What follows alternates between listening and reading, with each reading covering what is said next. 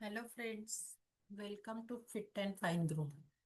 आजचा आपला टॉपिक आहे top 3 super foods to prevent leg cramps in seniors. जसजसं वय होत जातं तसतसं पायामध्ये काही लोकांच्या क्रॅम्प्स यायला सुरुवात होते. तर हे क्रॅम्प्स टाळण्यासाठी आपण आपल्या आहारामध्ये 3 असे फूड्स जे सुपर फूड्स आहेत ते घ्यायला हवेत. तर ते कोणते आहेत ते पाहूयात. तर पहिलं आहे एग्स, अंडी, the muscles and nerve protector. अंड्यांमध्ये काय असतं? व्हिटॅमिन D3, व्हिटॅमिन डी आहे, प्रथिनं आहे, खनिज मुबलक प्रमाणात आहेत आणि हे पोषक घटक स्नायूंना मजबूत ठेवतात आणि त्यांचा थकवा कमी करतात. तसेच अंड्यातील इलेक्ट्रोलाइट्स म्हणजे सोडियम, पोटॅशियम स्नायूंचा आकस कमी करतात, ज्याच्यामुळे पायांना गोळे येणे कमी व्हायला मदत होते.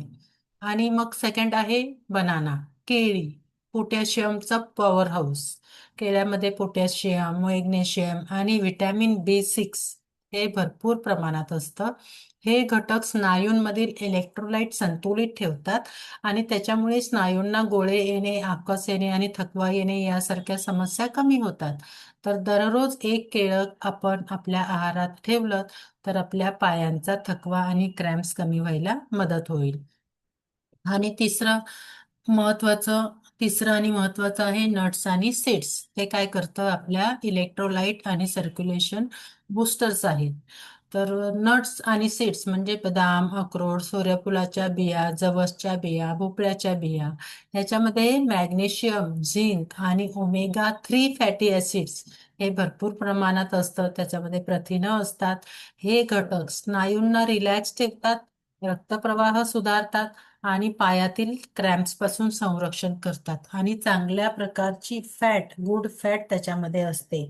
तर आपण हे जर आहारामध्ये हे 3 सुपरफूड ठेवले, तसेच आपलं दररोज पाण्याचं योग्य प्रमाणात सेवन केलं तर कारण जेव्हा शरीरात पाण्याची कमतरता होते तेव्हा सुद्धा पायांना गोळे येण्याचे ते सुद्धा एक प्रमुख कारण असू शकते.